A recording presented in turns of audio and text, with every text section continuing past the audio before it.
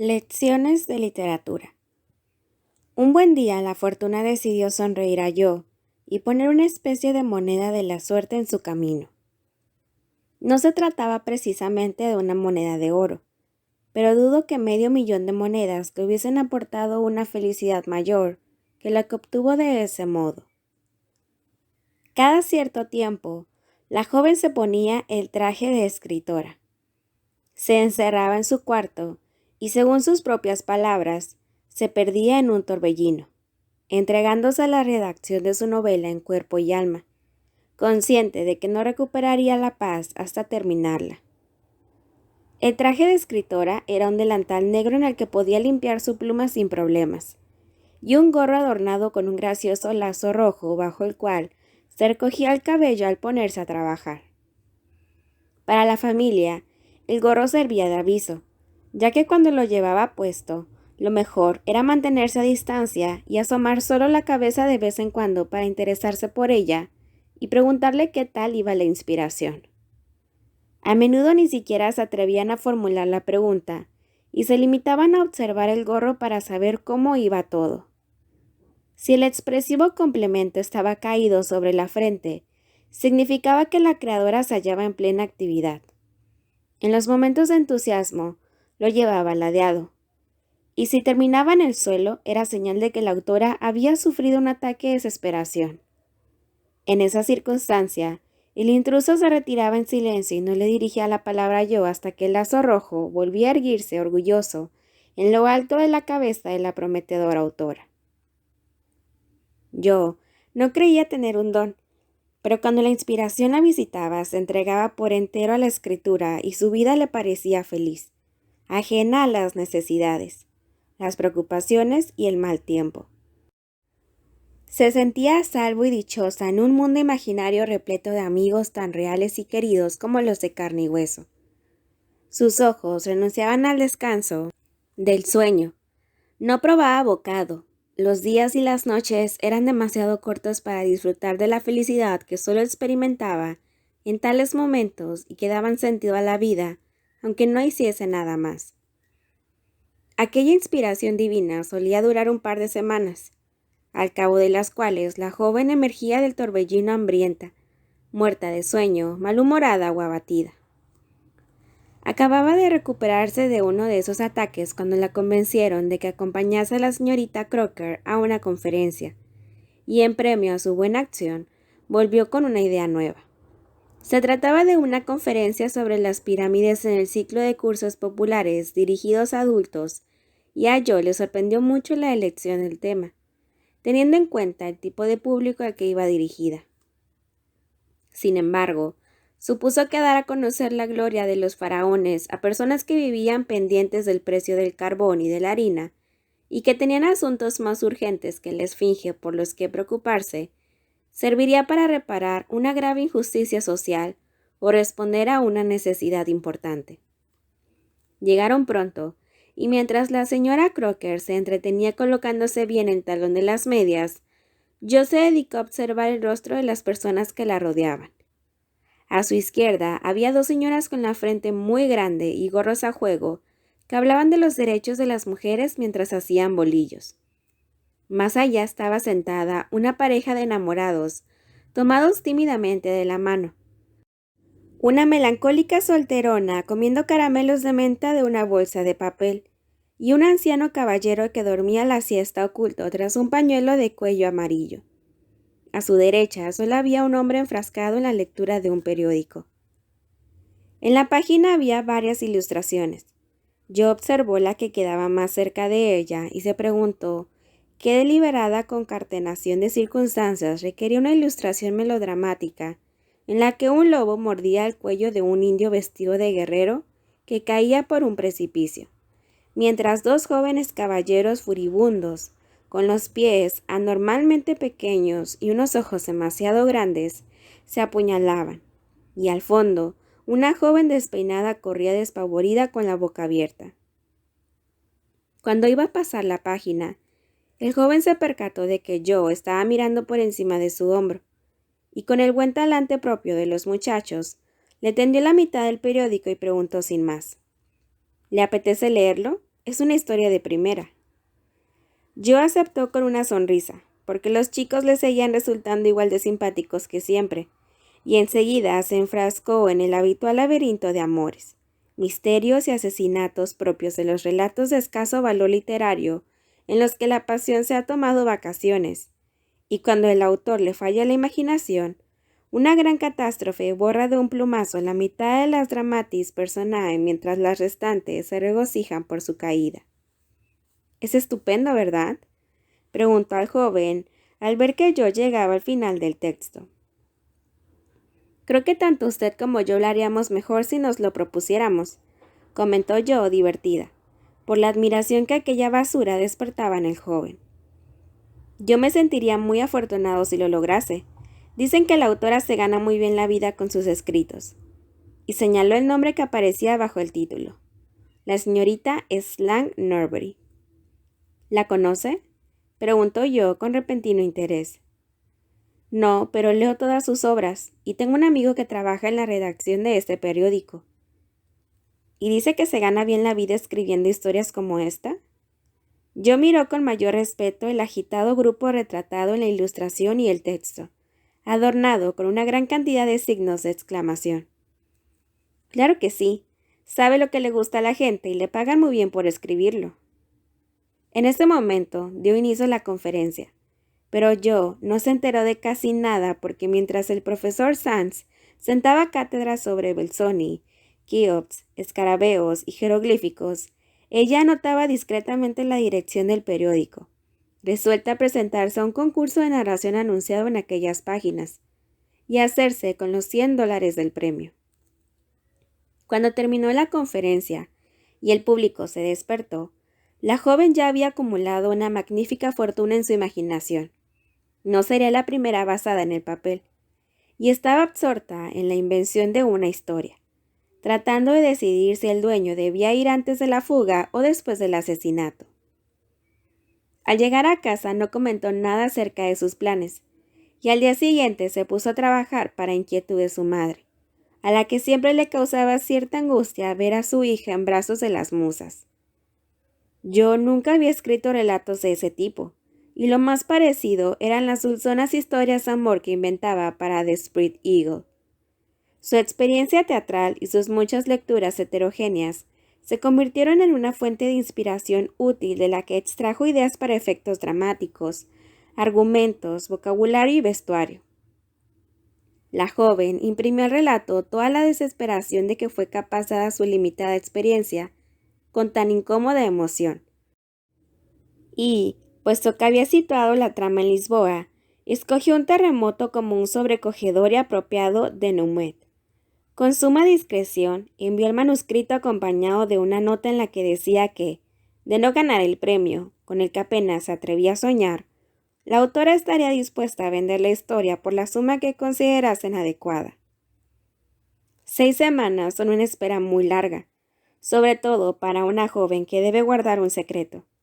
Pero Joe hizo tanto lo uno como lo otro, y cuando empezaba a perder la esperanza de volver a ver su manuscrito, llegó una carta que casi la dejó sin respiración, porque, al abrir el sobre, cayó sobre su regazo un cheque por valor de $100. Por unos segundos lo miró con los ojos muy abiertos, como si el sobre fuera una serpiente.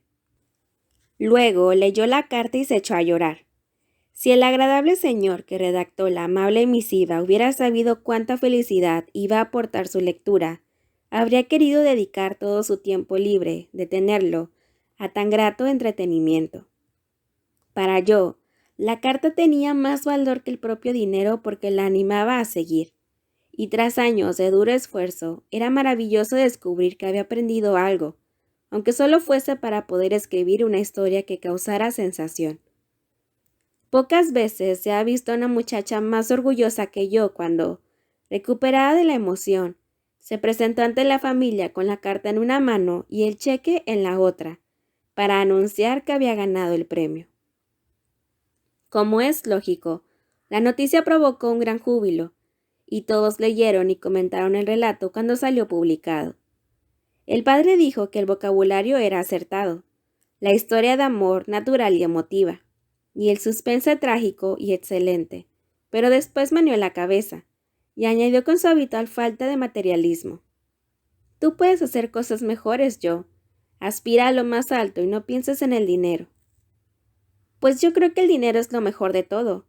¿Qué vas a hacer con semejante fortuna?, preguntó Amy, contemplando el mágico fragmento de papel con sumo respeto.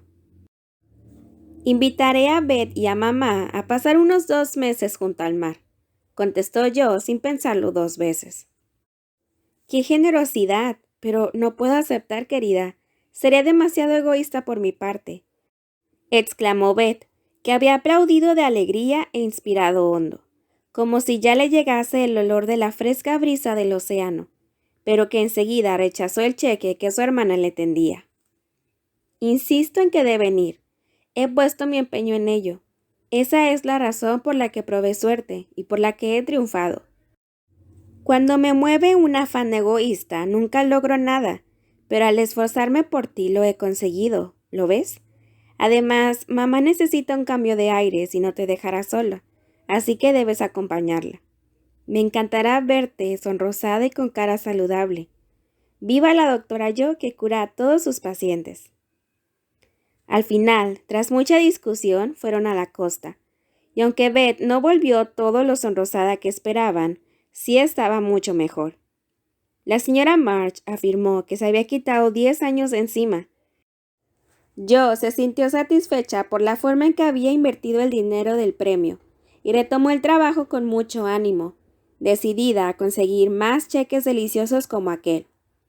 Ese año obtuvo varios más y empezó a sentirse un puntual para la familia porque, por arte y gracia de la literatura, sus tonterías servían para que todos viviesen mejor. La hija del duque pagó la factura de la carnicería. La mano del fantasma sirvió para cambiar la alfombra, y la maldición de los Coventry resultó ser una bendición para la familia porque se tradujo en ropa y comidas para todos. Sin duda, la riqueza es deseable, pero la pobreza también tiene sus virtudes, y uno de los aspectos más dulces de la adversidad es la satisfacción que produce el trabajo, ya sea manual o mental.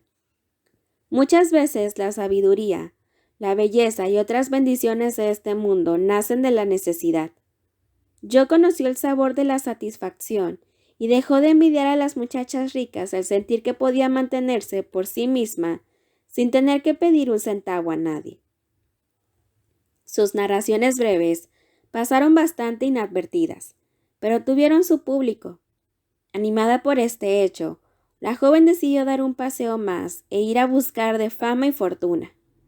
Después de reescribir su novela 4 veces, leerla en voz alta a amigos de confianza y hacérsela llegar, temblorosa y llena de reticencias, a 3 editores, al fin recibió una oferta que implicaba suprimir 1/3 de las páginas y omitir las partes de las que se sentía más orgullosa.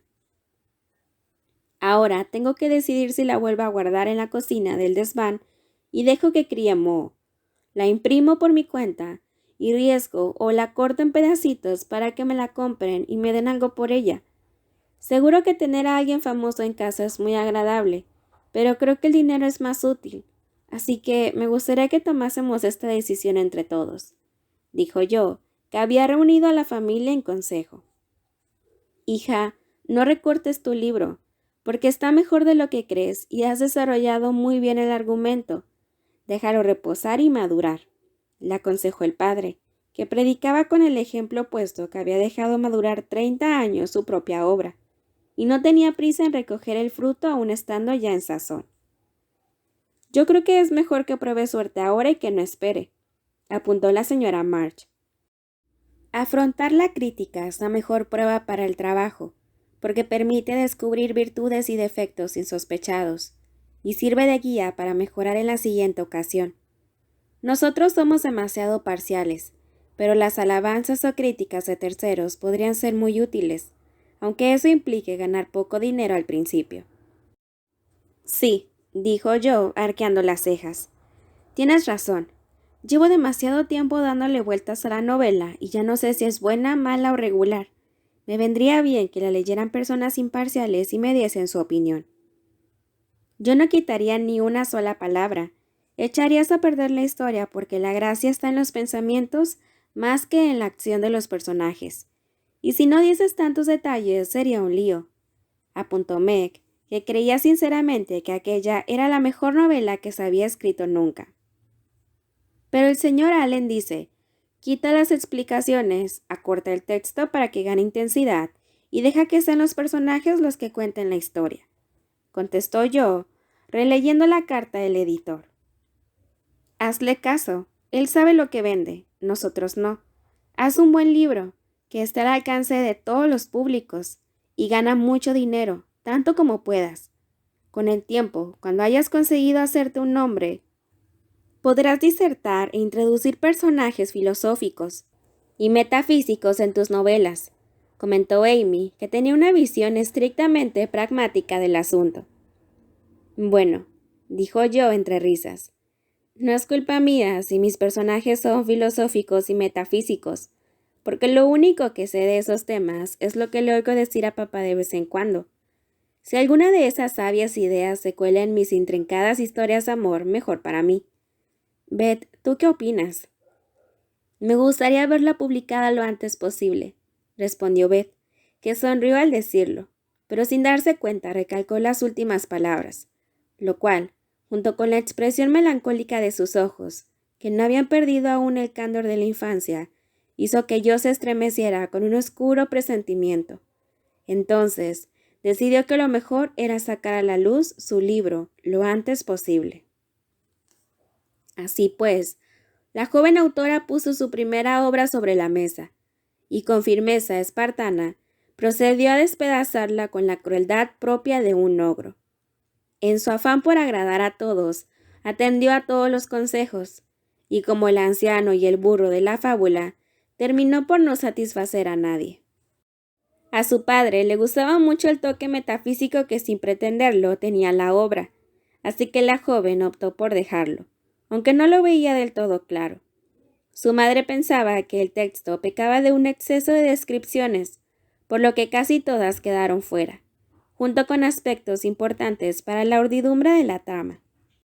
Meg admiraba el carácter trágico, por lo que aumentó el grado de dramatismo para que quedara a su gusto, y como Amy había puesto pegas a los pasajes cómicos, yo, con la mejor intención, cambió el tono de algunas de las escenas más divertidas que servían para que la historia resultase menos sombría.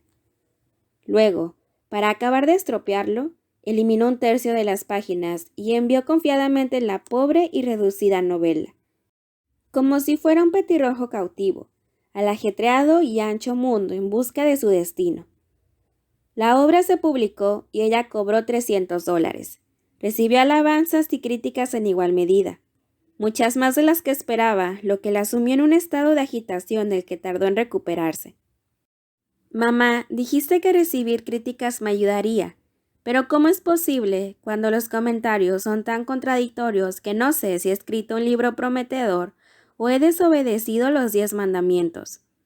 Exclamó la pobre yo, contemplando una pila de reseñas cuya lectura la había llevado del orgullo y la alegría a la cólera y el desánimo en la cuestión de segundos. Este hombre dice, un libro exquisito, lleno de verdad, belleza y ternura. Todo en él es dulzura, pureza y ejemplaridad. Leyó la perpleja autora. Y mira lo que dice el siguiente. La tesis que defiende el libro es mala. Está plagado de nociones perversas, ideas espiritistas y personajes poco creíbles. Bien, puesto que no defiendo tesis alguna, no creo en el espiritismo y me he inspirado en la vida para crear a mis personajes, no veo cómo podría tener razón este crítico. Otro opina, es una de las mejores novelas estadounidenses aparecidas en los últimos años. Yo conozco unas cuantas mucho mejores. Y el siguiente afirma, aunque es un escrito original, lleno de fuerza y sentimiento, lo considero un libro peligroso. Caray, algunos se burlan, otros la alaban en exceso, y casi todos creen que he querido defender una tesis cuando, de hecho, la escribí para divertirme y ganar dinero. Preferiría haberla publicado entera o no haberla sacado a la luz, porque me horroriza que se me juzgue erróneamente. Su familia y los amigos la animaron y la elogiaron cuanto pudieron, pero aquel fue un momento duro para la sensible y animosa yo, que pretendía hacerlo muy bien y por lo visto lo había hecho muy mal.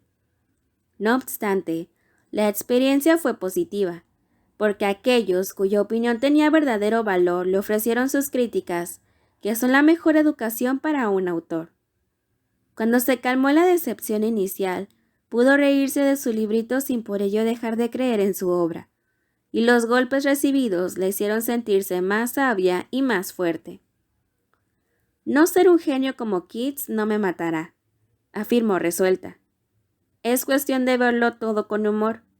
Resulta que los episodios que calqué de experiencias reales los califican de imposibles y absurdos, y las escenas inventadas con mi tonta imaginación se consideran encantadoramente naturales, tiernas y verdaderas.